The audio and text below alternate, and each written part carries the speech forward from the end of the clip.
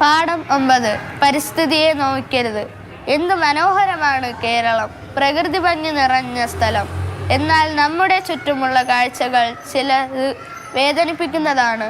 അങ്ങനെയുള്ള ചില ചിത്രങ്ങളാണ് ചുവടെ കൊടുത്തിരിക്കുന്നത്. അവ തിരിച്ചറിയൂ.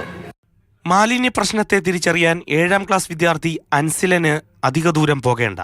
സർക്കാർ പണിത് നൽകിയ അവന്റെ വീടിന്റെ മുറ്റത്തേക്ക് നോക്കിയാൽ മതി. 3 മാസമായി ഈ കുഞ്ഞുങ്ങൾ കാണുന്ന സർക്കാരിന്റെ മാലിന്യ സംസ്കരണ മാതൃക ഇതാണ്. കെട്ടിക്കിടക്കുന്നത് സെപ്റ്റിക് മാലിന്യം. മൂക്കുപൊത്താതെ ഈ പരിസരത്ത് എങ്ങും നിൽക്കാനാകില്ല.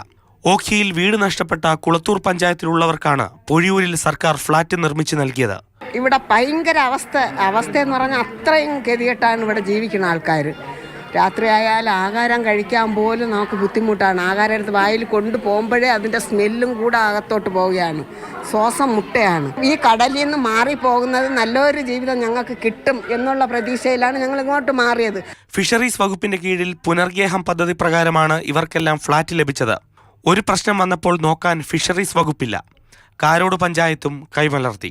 സർക്കാർ കാരണം സർക്കാർ കൊടുത്ത ബിൽഡിംഗ് ആണ്. സർക്കാർ കൊടുത്ത ബിൽഡിംഗ് ഇത്രയും നാളായിട്ട് ഒരു നമ്പറായിട്ടില്ല, റേഷൻ കാർഡായിട്ടില്ല, അവരുടെ ആവശ്യങ്ങൾ നടക്കുന്നില്ല. ഇതിപ്പോൾ നമുക്ക് 15ാം വാർഡിലുള്ള വിഷയമാണിത്. ഇതിപ്പോൾ പഞ്ചായത്ത് ഉൾക്കൊള്ളിച്ചിട്ടില്ല. നമ്പരാവാതെ നമുക്കൊന്നും ചെയ്യാൻ പറ്റത്തില്ല എന്നാണ് പ്രസിഡന്റ് പറയുന്നത്. 128 കുടുംബങ്ങളിലായി 500-ലേറെ പേർ ഇവിടെ താമസിക്കുന്നുണ്ട്. ഹരിതകർമ്മസേന ഇവിടെ കൃത്യമായി എത്തുന്നില്ലെന്നും പരാതി. കുളത്തൂർ കാരോട് പഞ്ചായത്തിലെ 2 പഞ്ചായത്തിലുള്ള ആളുകളുടെ ഏതാണ്ട് ഈ പറഞ്ഞ കണക്ക് 500-ൽ കൂടുതൽ ആളുകൾ ഇവിടെ താമസിക്കുകയാണ്.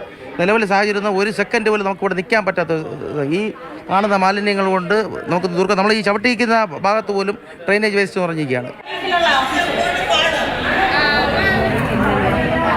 കേരളത്തെ മാലിന്യമുക്തമാക്കണമെന്നാണല്ലോ മുഖ്യമന്ത്രിയുടെയും തദ്ദേശ വകുപ്പ് മന്ത്രിയുടെയും ആഗ്രഹം. അതിനുവേണ്ടി പല പദ്ധതികൾ പുറത്തിറക്കുകയും ചെയ്യുന്നുണ്ടല്ലോ. കേരളത്തെ ഒന്നാകെ മാലിന്യമുക്തമാക്കുന്നതിന് മുമ്പ് സർക്കാർ അഭിമാന പദ്ധതി എന്ന് കൊട്ടിഘോഷിച്ച ഇടത്തുനിന്ന് തന്നെ തുടങ്ങണ്ടേ നല്ല മാതൃക. പ്രേം ശശിക്കൊപ്പം AK സ്റ്റെഫിൻ, മാതൃഭൂമി ന്യൂസ്, തിരുവനന്തപുരം.